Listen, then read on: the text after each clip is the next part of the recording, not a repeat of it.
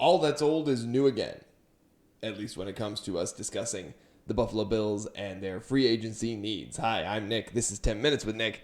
And the Buffalo Bills this offseason, like last offseason, need a wide receiver one as we approach free agency. We're looking into that market again. We're trying to sift through all the available options and come up with that weapon who's going to change our fortunes. Why do the Bills need a number one wide receiver?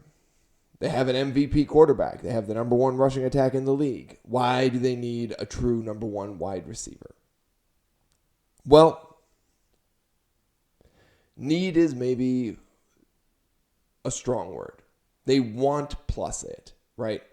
Like, yeah, Josh had an MVP season when he had no number one wide receiver.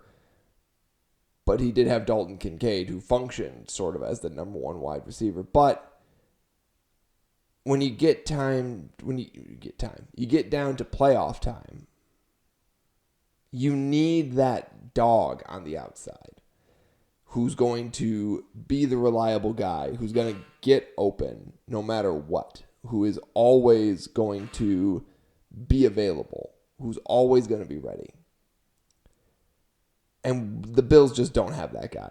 Why does it need to be on the outside? Well, if all your wide receivers are blanketed and there's nobody out there that threatens the defense can focus their efforts on whoever is your weapon.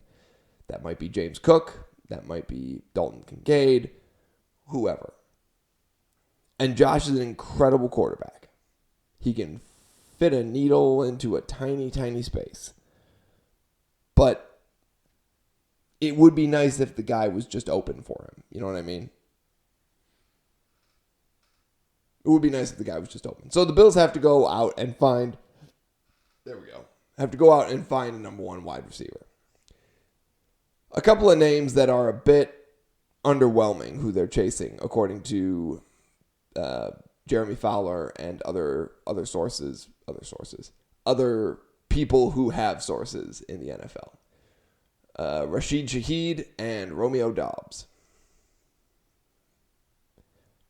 Both of those guys.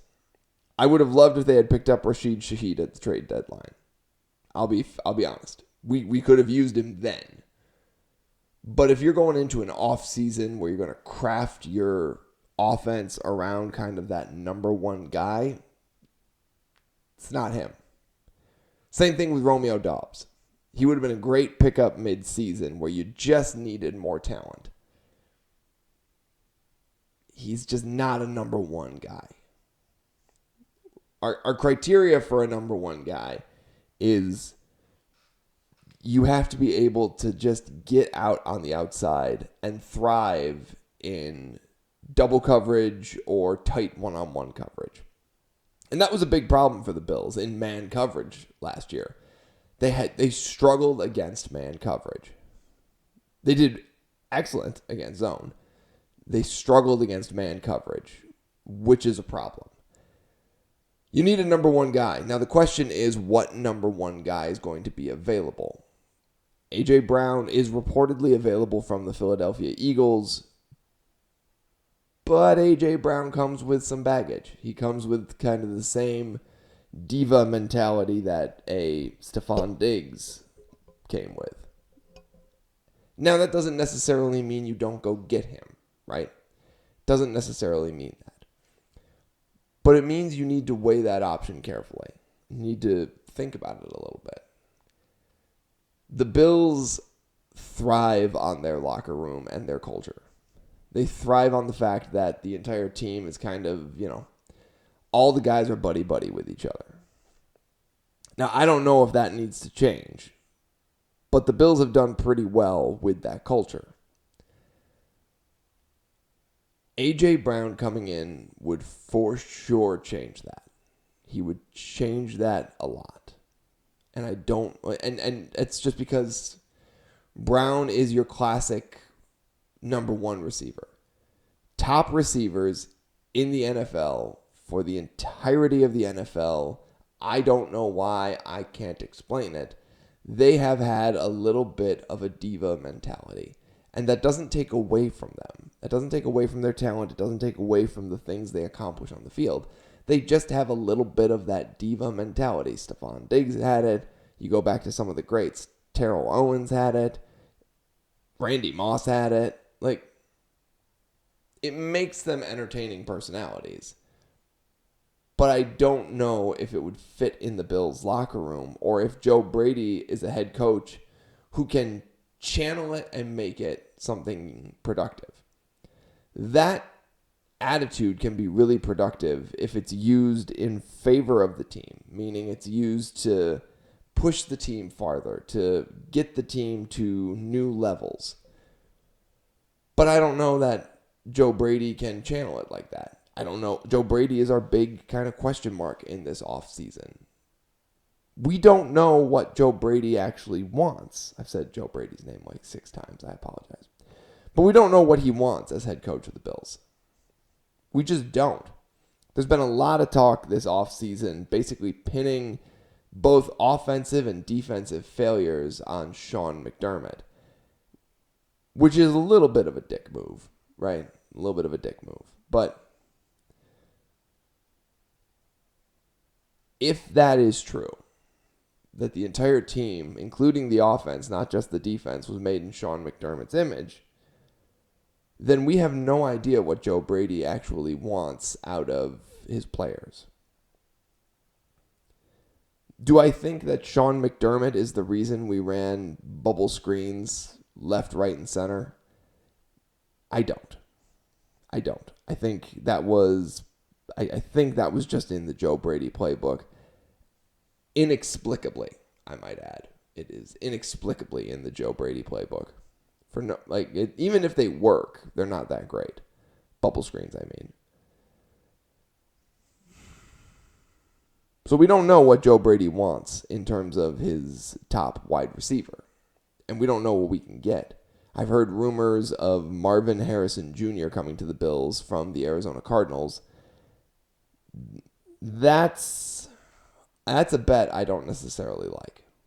It's a bet I don't necessarily like because he hasn't played up to the level that we expected when he was drafted. So you're betting on potential that may not even be there. And that's, if you think that that's a good bet, okay, I'll buy it, I guess. Kyler Murray wasn't that great of a quarterback, and he just got released by the Arizona Cardinals. So, maybe a good quarterback would unlock something for Marvin, but I don't know. I doubt it.